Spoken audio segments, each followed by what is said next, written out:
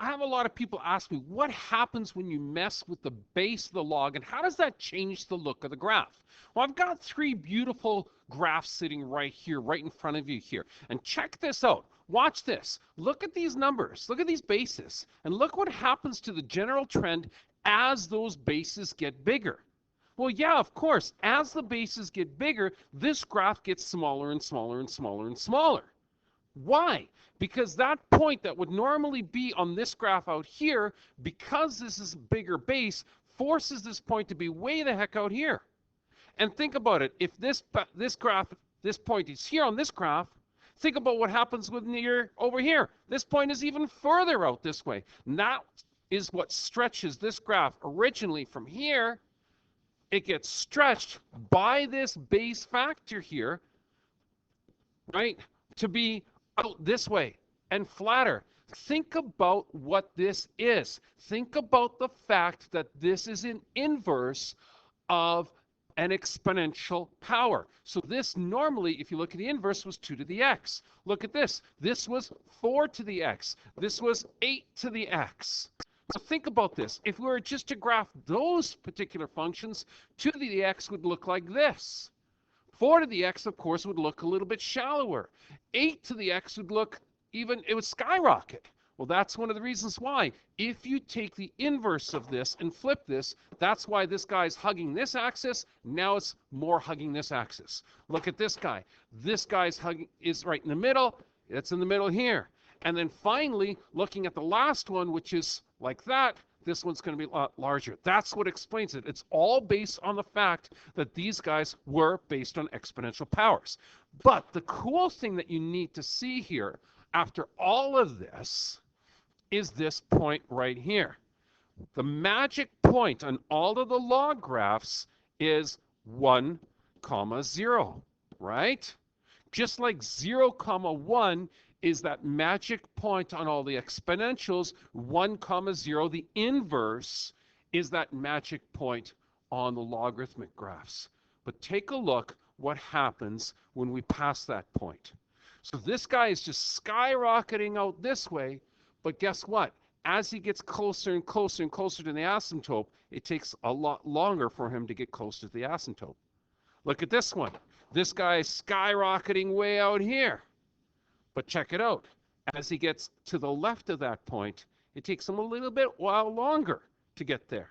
And then finally, since this guy here in purple, and I'm just going to make him into black because I don't have a purple, this guy's flat, but check out how fast he gets to that asymptote. Boom.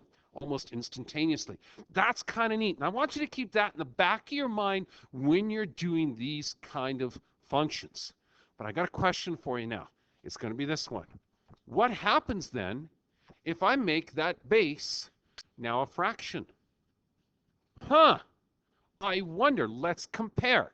All I want you to do is just do a simple comparison, and I want you to see what the difference is. Case in point, let's look at the original logarithmic function.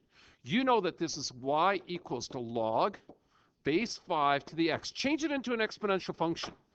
You know that this is going to be 5 to the power of y equals to x. Now, let's compare it with this guy.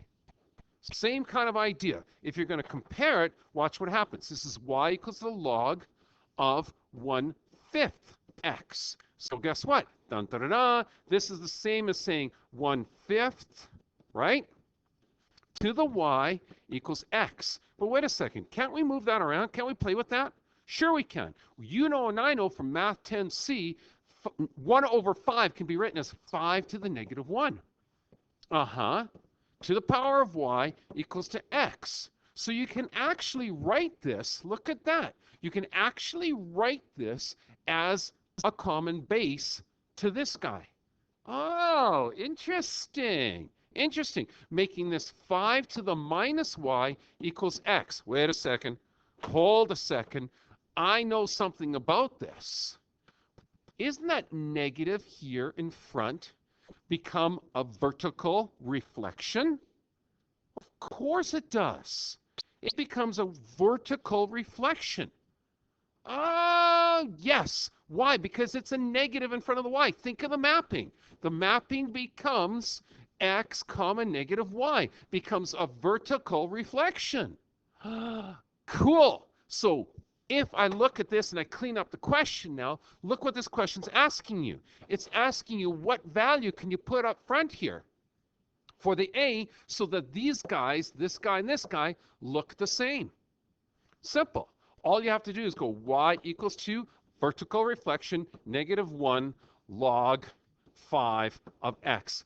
That will give you the reflection of that.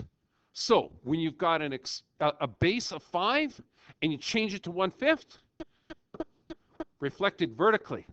Now, you're probably saying, no way. Yeah? I graphed it for you. There's the graph. Go out and play on that one in your graphing calculator, and you'll see that it actually works.